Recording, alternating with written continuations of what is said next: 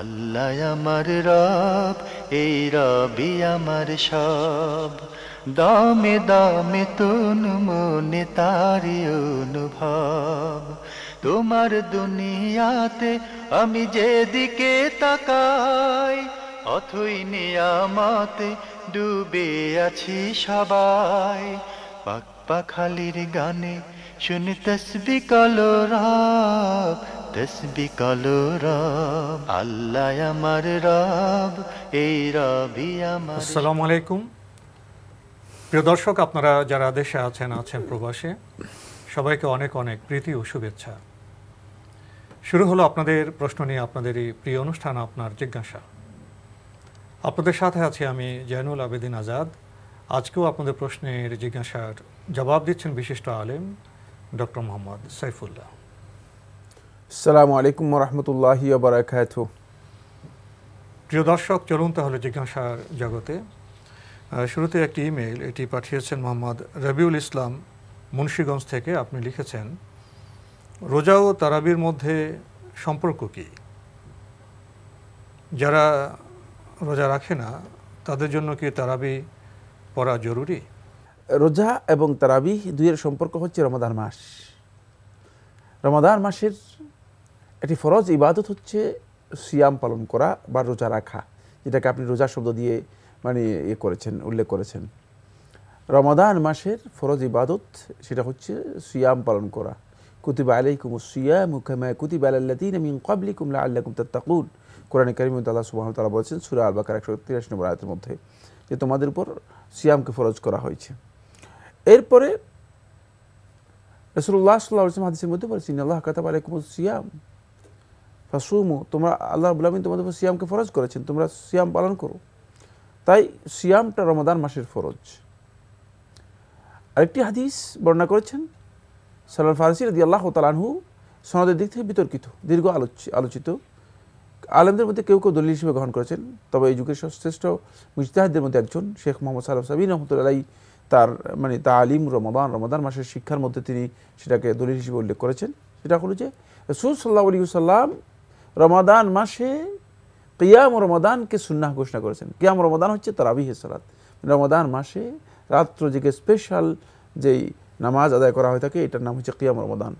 কিন্তু এই মর্মে ইমাম বুখারী রাহমাতুল্লাহ আলাইহি, মুসলিম রাহমাতুল্লাহ আলাইহি তাদের সহিত উল্লেখ করেছেন আবু হুরায়রা রাদিয়াল্লাহু আনহু বর্ণিত হাদিসের মধ্যে, মান কাম রমাদানা ঈমানান ওয়া ইহতিসাবা গুফিরা লাহু মা তাকাদ্দামা মিন যামবিহি, যে রমাদান মাসের কিয়াম করলো ঈমান এবং ইহতিসাবের সাথে।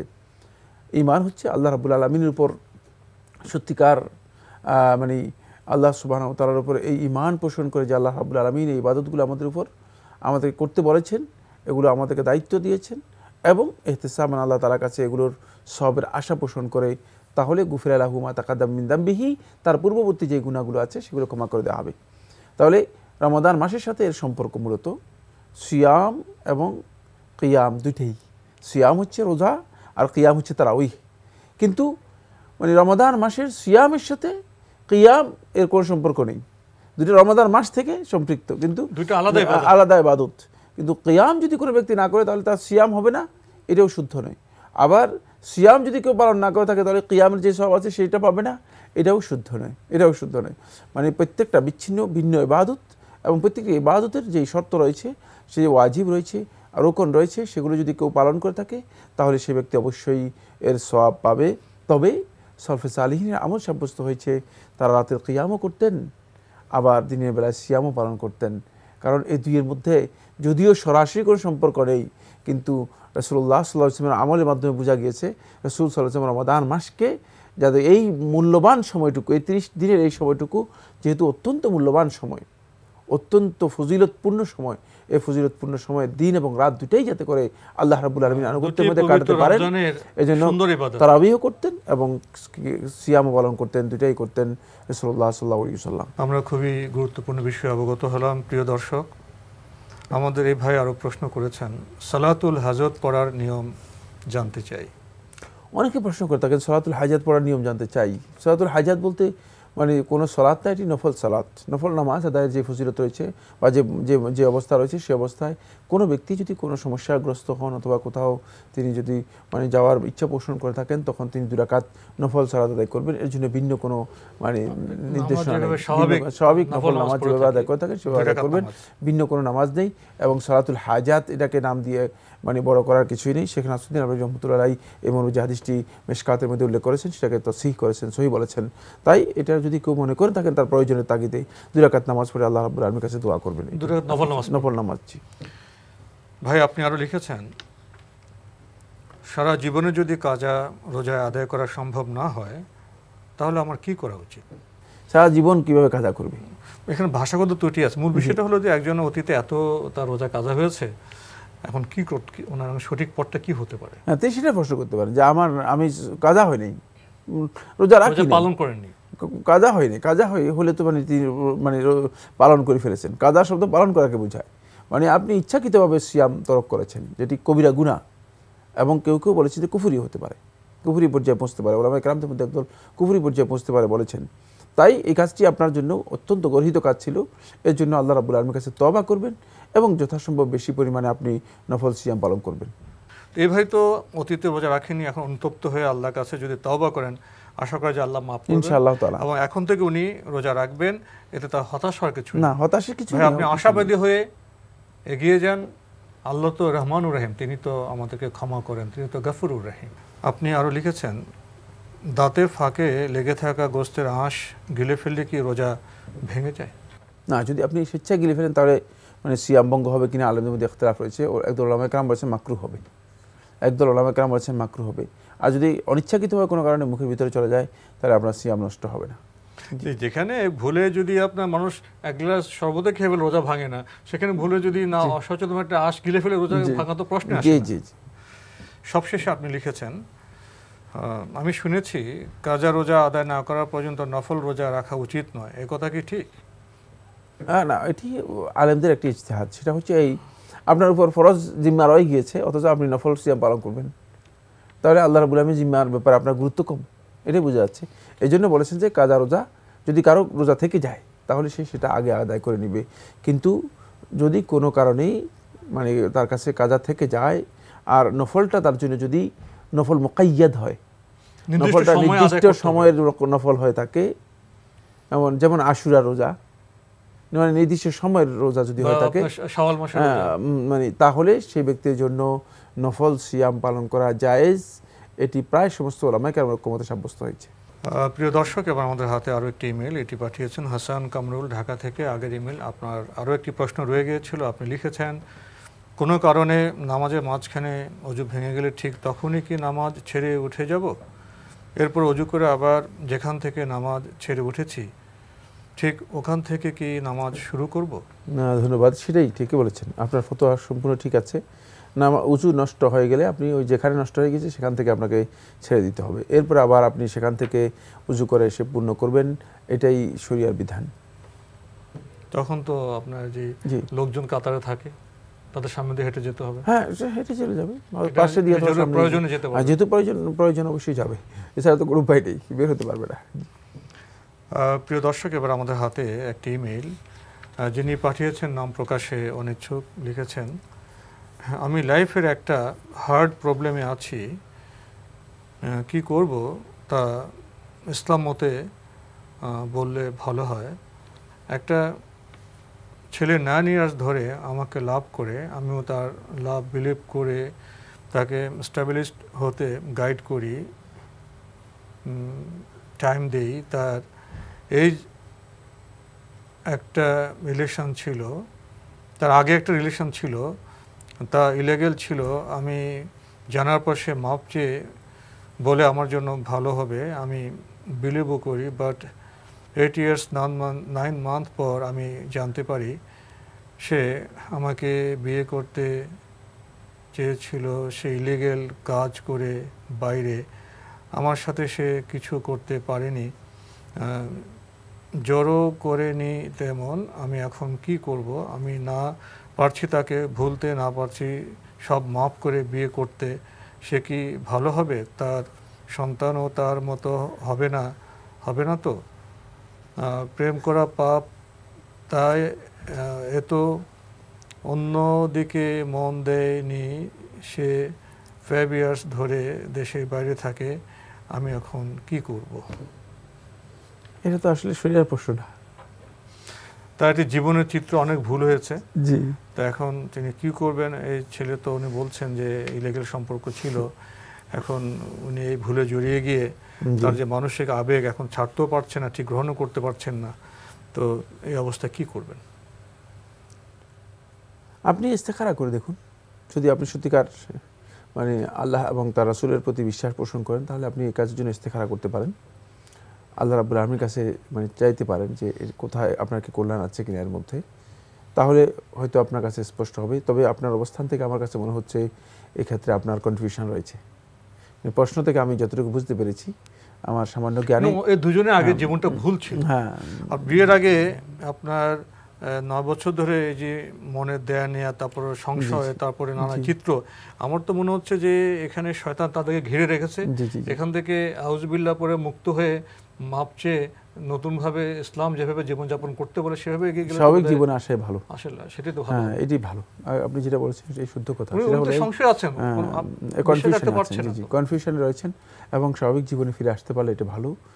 এই রবি আমার সব, আল্লাহ আমার রব, এই রবি আমার সব। এবারের ইমেলটি পাঠিয়েছেন শামসুন নাহার কলি, বাসিলা, ঢাকা থেকে। আপনি লিখেছেন, ইতিকাফ করা হয় কেন এবং এর নিয়ম কানুন কি? ঘরে বসে কি ইতিকাফ করা যায়? বোন প্রশ্ন করেছেন। ইতিকাফ কেন করা হয়? ইতিকাফ করা হয় তাকে হাবসুন নাফসি লিল্লাহি তাআলা তাআব্বুদান বিহি, আল্লাহ রাব্বুল আলামিনের সন্তুষ্টির জন্য, ইবাদত পালন করার জন্য, মানে আল্লাহর নির্দেশ অনুসরণের মাধ্যমে নিজেকে সুনির্দিষ্ট কোনো মানে মসজিদের মধ্যে নিজেকে অথবা কোনো স্থানে মানে নিজেকে আবদ্ধ করে রাখা, এটা হচ্ছে ইতিকাফ। বাকি ওয়ালা তুবাশিরুহুন্না ওয়া আনতুম আকিফুনা বিল মাসাজিদ, কোরআনে কারীমে আল্লাহ সুবহানাহু ওয়া তাআলা বলেছেন যে ওয়া আনতুম আকিফুনা বিল মাসাজিদ, তোমরা মসজিদের মধ্যে যখন ইতিকাফ করবে। এখানে ইতিকাফকে কোরআনে কারীমের মধ্যে মসজিদকে মানে মসজিদের সাথে উল্লেখ করে দিয়েছে। তাই জুমহুর উলামায়ে কেরাম, অধিকাংশ উলামায়ে কেরাম বলেছেন যে ইতিকাফের জন্য সুন্নাহ হচ্ছে ইতিকাফটা মসজিদেই হবে, ঘরের মধ্যে নয়। শুধুমাত্র এই মাসআলার মধ্যে দ্বিমত পোষণ করেছেন ইমাম আবু হানিফা রাহমাতুল্লাহ আলাইহি। তিনি বলেছেন মহিলারা তাদের ঘরের মধ্যে যদি মসজিদ থাকে সেখানে তারা ইতিকাফ করবে বা ইতিকাফ করতে পারবে। এই মাসআলার মধ্যে দ্বিমত থাকলেও যেহেতু মানে এই ব্যাপারে সুস্পষ্ট কোনো নস আসেনি, আর ইতিকাফের কথা যে রাসূলুল্লাহ সাল্লাল্লাহু আলাইহি ওয়াসাল্লাম করেছেন সাব্যস্ত হয়েছে, রাসূলুল্লাহ সাল্লাল্লাহু আলাইহি ওয়াসাল্লাম স্ত্রীরাও করেছেন সাব্যস্ত হয়েছে, এবং রাসূলুল্লাহ সাল্লাল্লাহু আলাইহি ওয়াসাল্লাম স্ত্রীরা করেছেন সহিহ মুসলিমের হাদিস দ্বারা সাব্যস্ত হয়েছে, তারা মসজিদেই ইতিকাফ করেছেন। তাই মসজিদে ইতিকাফ করা সুন্নাত, এই ব্যাপারে কোনো দ্বিমত নেই। ঘরের বিষয়টি নিয়ে আলেমদের মধ্যে দ্বিমত থাকার কারণে কেউ কেউ বলেছেন যে উত্তম হচ্ছে মসজিদের মধ্যে করা, ঘরে না করা। আপনি বলেন যে ঘরের মধ্যে মসজিদ থাকলে এই বিষয়টা কেমন? ঘরের মধ্যে মসজিদ মানে অনেকের মানে ঘরের মধ্যে মসজিদ বলতে যেখানে নামাজ আদায় করে, নামাজের স্থান থাকে, হ্যাঁ, যেখানে নিয়মিত নামাজ আদায় করে থাকে, এটাকে বলা থাকে মসজিদ বাইতিহা, হাদিসের মধ্যে রয়েছে। নারীরা হয়তো অনেক সময় মসজিদের মধ্যে যেহেতু তারা ইবাদত করার জন্য থাকে এবং এটি ইসলামের প্রথম যুগ থেকে আরম্ভ করেছিল, সেক্ষেত্রে মানে সেই মসজিদে তিনি ইতিকাফ করতে পারবেন বলবে একদল উলামায়ে কেরাম অভিমত দিয়েছেন। এবং আমি মনে করি যে এটি মানে এই মাসালাটি ইজতিহাদি মাসালা, না জায়েজের কিছুই নেই। যদি কেউ ইতিকাফ করেন তাহলে অবশ্যই তিনি করতে পারেন, যদিও এই ব্যাপারে সুস্পষ্ট কোনো মানে কোনো ব্যাপারে আসেনি। স্পষ্ট যেটা বক্তব্য সেটা হলো মসজিদে করাই উত্তম। জি বোন শামসুন নাহার কলি, আপনি শেষে লিখেছেন, আমি শুনেছি যে দুজন নারীর সাক্ষ্য একজন পুরুষের সাক্ষ্যের সমান, এটা কেন? কেন? এই যে ভুলে যায়, এই জন্য আবেগের কারণে।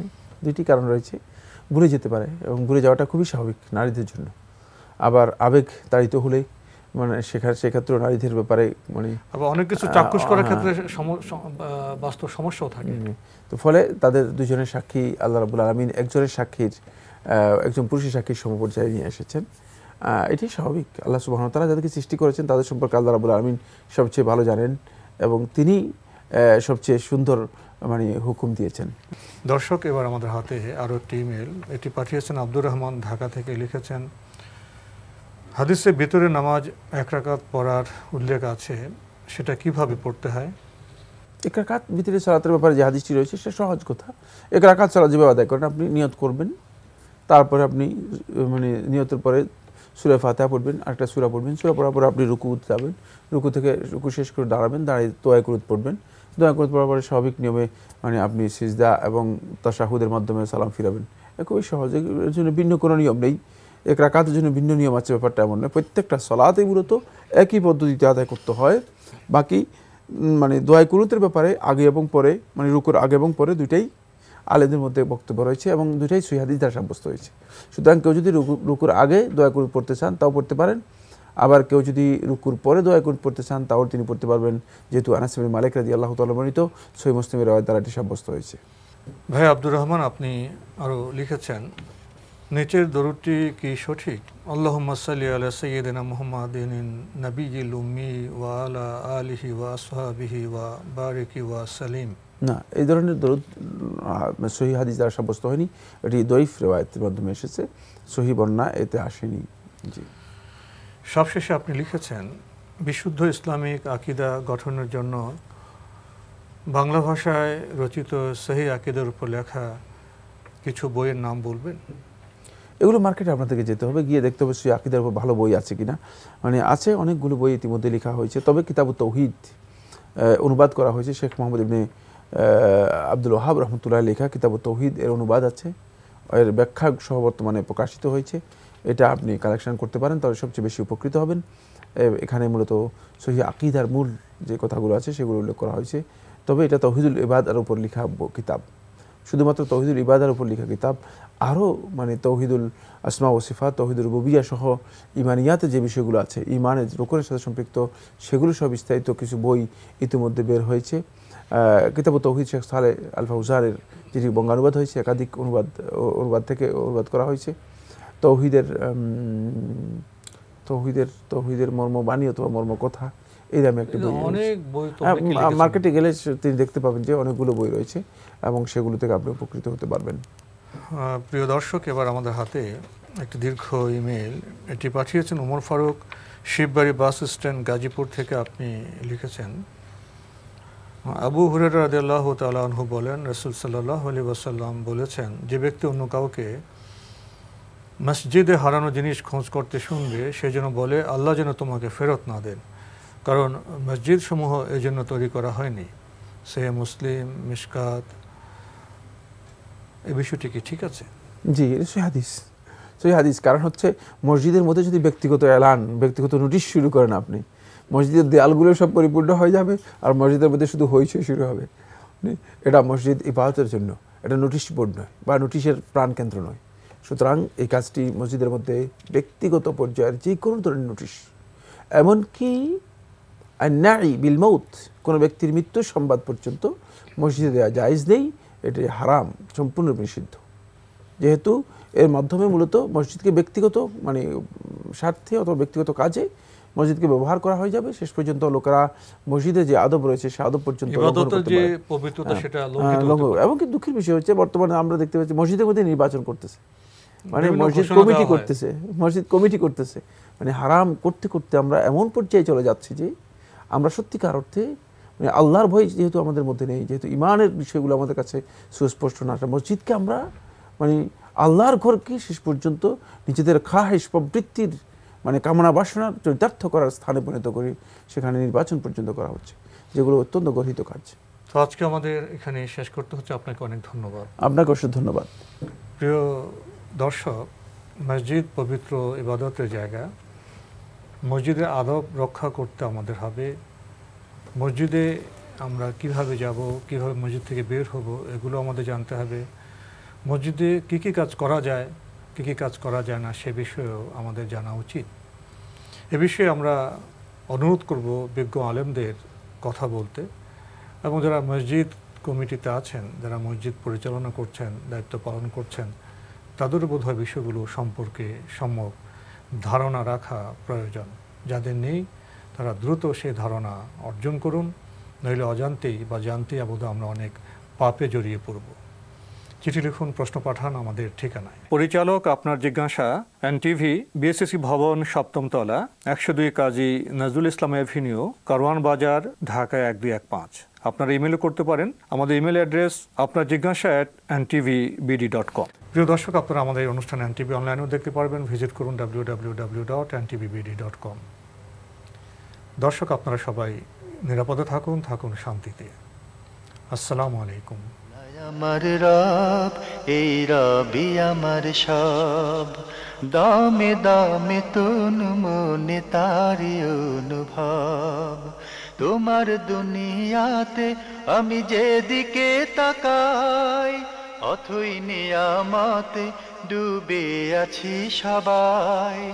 পাক পাখালির গানে শুনি তসবিহ কলরা।